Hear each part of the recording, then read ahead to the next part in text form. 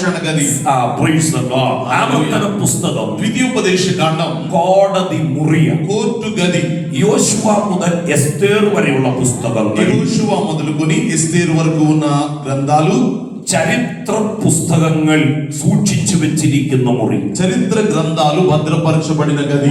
ഇയ്യോബിന്റെ പുസ്തകം, యోబు గ్రంథం തത്വജ്ഞാനികളുടെ സമ്മേളന സ്ഥാനം, తత్వజ్ఞానముల యొక్క సమ్మేళన స్థానముగా ఉంది. സങ്കീർത്തന പുസ്തകം സംഗീതമുറി, కీర్తనల గ్రంథం ఆశ్రయము గది, സദർശിവാക്യം പഠനശാല, సామెతల గ్రంథం ఒక అధ్యయనశాల, സഭാപ്രസംഗി പ്രസംഗമുറി, ప్రసంగి గ్రంథం ఒక ప్రసంగ గది, ഉത്തമഗീതം, పరమగీతములు, രാജാവിന്റെ മണിയറ, రాజు యొక్క అంతఃపురము.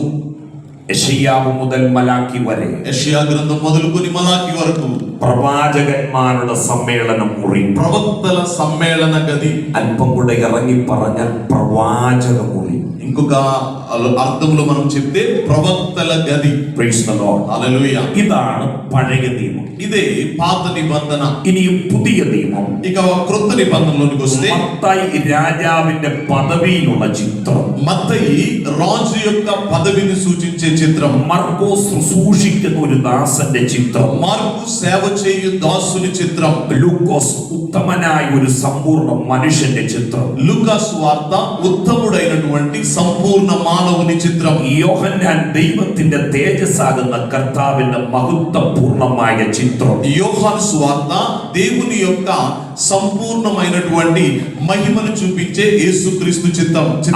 అపోస్తల ప్రవృత్తి పవర్ స్టేషన్, అపోస్తల కార్యముల గ్రంథం ఒక పవర్ స్టేషన్.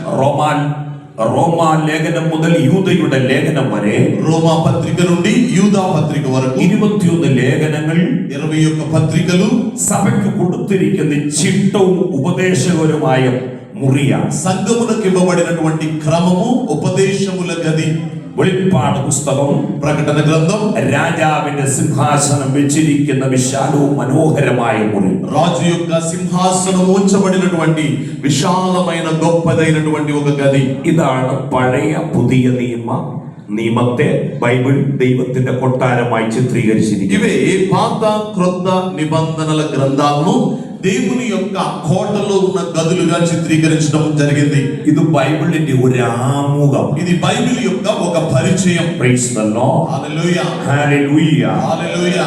1189 അധ്യായങ്ങൾ വിശുദ്ധ വേദപുസ്തകത്തിനകത്തുണ്ട്. 1189 అధ్యాయాలు ఈ పరిశుద్ధ గ్రంథంలో ఉన్నాయి. 31,173 വാക്യങ്ങൾ ഈ വിശുദ്ധ വേദപുസ്തകത്തിനകത്തുണ്ട്. 31,173 వాక్యాలు, వచనాలు ఈ గ్రంథంలో ఉన్నాయి. ഇതിനകത്ത് പ്രവചനങ്ങൾ ഒത്തിരിയുണ്ട്. దీనిలో అనేక ప్రవచనాలు ఉన్నాయి.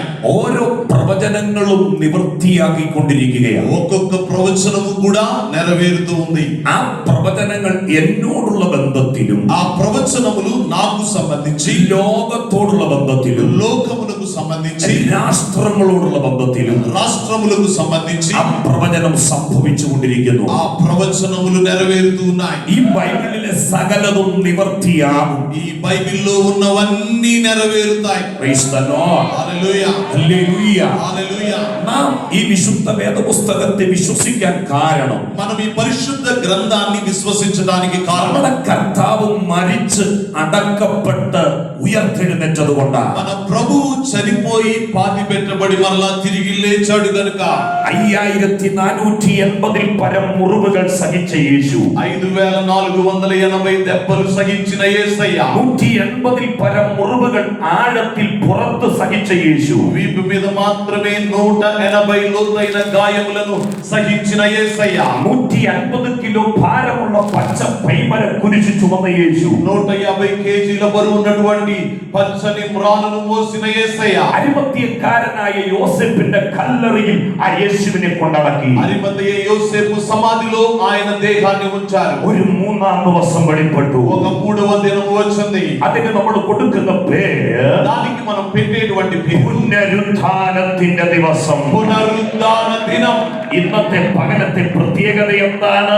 ఈ పగలు యొక్క ప్రత్యేకత ఏమిటి? യേശു ഉയർത്തെഴുന്നേറ്റ ദിവസം. యేసయ్య పునరుద్ధానుడై లేచిన దినం. ഒരു പുനരുത്ഥാന ദിവസമാണ്. ఒక పునరుద్ధాన దినమిది. ഇന്ന് പകൽ ആ പുനരുദ്ധാനത്തിന്റെ ശക്തി നമ്മുടെ ശരീരത്തിലും നാം അനുഭവിക്കണം. ఈ పగలు ఆ పునరుద్ధాన శక్తిని ఈ పగలు మనం అనుభవించాలి. ആത്മാവിൽ അത് അനുഭവിക്കണം. ఆత్మలో మనం అనుభవించాలి. ദേഹിയിലും ദേഹത്തിലും അത് നാം അനുഭവിക്കണം. ప్రాణములో